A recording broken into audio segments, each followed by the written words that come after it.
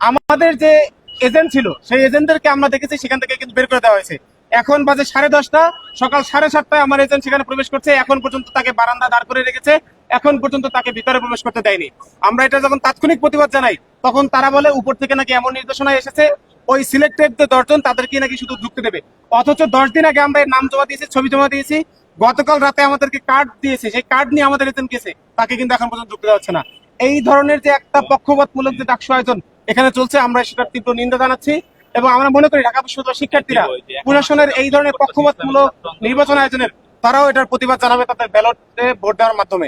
আপনারা জানেন এখানে যে 10 জন প্রার্থী আছেন এজেন্ট ভিতরে তারা নিয়েছেন, তার মধ্য থেকে 6 জন হলো ছাত্র দলের। আমি সেখানে গিয়ে দেখি ছাত্র দলের তাদের এজেন্ট হলো 6 জন। এখন যদি তারা শুধু নিজেদের লোকদের নিয়ে নিজেদের এজেন্ট দিয়ে যদি তারা এখানে ঢুকায় তাহলে আমাদের এজেন্ট কি ভুল করলো? ছাত্র দলের প্রার্থীরা কি এমন মহামানব, কি এমন সুপার ন্যাচারাল স্টুডেন্ট যে শুধু তাদেরটার ক্ষেত্রে তারা এজেন্ট দিতে দেবে, আমাদের এজেন্ট দিবে না? আমাদের অপরাধটা কোথায়? যদি এরকম পক্ষপাতমূলক ডাকসু আয়োজনের প্ল্যানই তাদের থাকে তাহলে এই ধরনের ডাকসু আয়োজনের তো কোনো দরকার নাই। হাজার হাজার শিক্ষার্থী, দেশের লক্ষ লক্ষ কোটি কোটি মানুষ এই নির্বাচন থেকে তাকিয়ে আছে।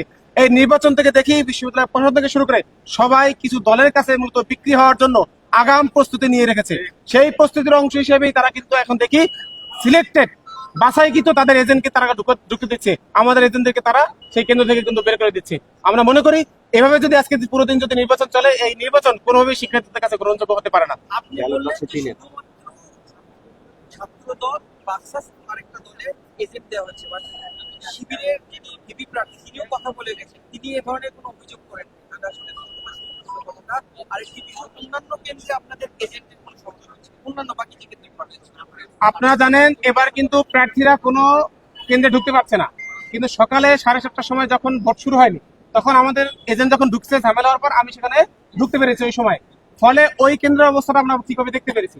বাকি যে কেন্দ্রগুলো সেই কেন্দ্রে আমাদের এজেন্টের কি অবস্থা তারা তো সাথে ফোনও নিয়ে যায়নি, এখন পর্যন্ত কিন্তু সবগুলো আপডেট আমরা পাইনি। শুধু একটার মধ্যে আমি ঢুকতে পেরেছি, ঢুকে দেখেছি সেখানে সেই অবস্থা। আমার এজেন্টকে, সে তো সাধারণ শিক্ষার্থী, সে তো আমার মতো পলিটিক্যাল না, সেখানে প্রতিবাদ করবে, সে কিন্তু বারান্দায় দাঁড়িয়ে আছে। আমি গিয়ে সেখানে কথা বলছি, তাদের কাছে কোনো বক্তব্য নাই। তারা শুধু বলছে যে প্রত্যেকটা কেন্দ্রেই নাকি তাদের সিলেক্টেড 8 জন থেকে 10 জনের লিস্ট দেওয়া হয়েছে, সেই লিস্টের বাইরে তারা অন্য কোনো কারো এজেন্ট কিন্তু তারা নেবে না। এটা আমরা তাৎক্ষণিক ওখানে কেন্দ্রে যিনি আছেন তাকে অভিযোগ জানিয়েছি, তিনি বলেছেন উপর থেকে সেটা তাকে বলেছে। আমরা সেই উপর থেকে একদম সিনেটে যে নির্বাচন কমিশন অফিস, সেই অফিসে গিয়েছি, সেখানে যে সিআরও আছে তাকে আমরা অভিযোগ জানিয়েছি। সে বলছেন তিনি দেখছেন বলার পরও এখন পর্যন্ত 1.5 ঘন্টা পার হয়ে গেছে, এখন পর্যন্ত আমার এজেন্ট কিন্তু কেন্দ্রের বারান্দায় দাঁড়ানো আছে, তাকে এখনো ভিতরে ঢুকতে দেওয়া হয়নি। অন্যান্য কেন্দ্রের গুলো আমরা এখন পর্যন্ত খবর পেতে পারিনি, কারণ যারা প্রার্থী তারা কিন্তু ভিতরে ঢুকতে পারে না, এবং যিনি এজেন্ট সে তো ফোন নিতে দেয় না, তাকে ফোনও নিতে দেয় না ভিতরে, প্রার্থীকেও ঢুকতে দেয়নি এবং আমার এজেন্টকেও ঢুকতে দিচ্ছে না। তাহলে ব্যালট বক্স থাকবে স্পষ্ট স্বচ্ছ, বাইরে থেকে যেন দেখা যায় কতগুলো ভোট পড়লো না। এবার সেই ব্যালট বক্স পর্যন্ত দিয়েছে টিনের বাক্স। তো এই ধরনের চোখে টিনের বাক্স লাগায় তারপর যে নির্বাচন, এই ধরনের নির্বাচনকে আমরা কিন্তু আসলে কোনোভাবেই সাদরে গ্রহণ করছি না। আমরা মনে করছি ঢাকা বিশ্ববিদ্যালয়ের শিক্ষার্থীরা এর প্রতিবাদ জানাবে। অনেক সময় দেখেছি অনেক প্রার্থী সব কেন্দ্রে তাদের যে এজেন্ট দেয় না, সেই জায়গা থেকে আপনারা সব কেন্দ্রে কি দিয়েছেন? আমরা সবগুলো কেন্দ্রেই কিন্তু আমাদের পক্ষ থেকে এজেন্ট দিয়েছি। এখন আমরা জানি যে কি অনেক এজেন্ট হলে সমস্যা, আমাদের প্যানেলে 28 জন, সেই 28 জনের পক্ষ থেকে কিন্তু আমরা প্রত্যেকটা কেন্দ্রে 2 জন করে এজেন্ট দিয়েছি। কিন্তু কি দেখলাম, আমাদের এজেন্ট থেকে সেখান থেকে বের করে দিচ্ছি। আমি সকালে রিকোয়েস্ট করলাম, স্যার আমাদের পক্ষ থেকে আপনি ছাত্র দলের 6 জন রাখেন, অন্য দলের 10 জন রাখেন, আমার কোনো আপত্তি নাই। আমার পক্ষ থেকে একজন অন্তত রাখেন, যার মাধ্যমে আমি জানতে পারবো যে আমার শিক্ষার্থীরা ঠিক মতো ভোট দিতে পারছে কিনা, ভিতরে কোনো ইলেকশন ইঞ্জিনিয়ারিং চলছে কিনা, আমি যেন ওই একজনের মাধ্যমে জানতে পারি।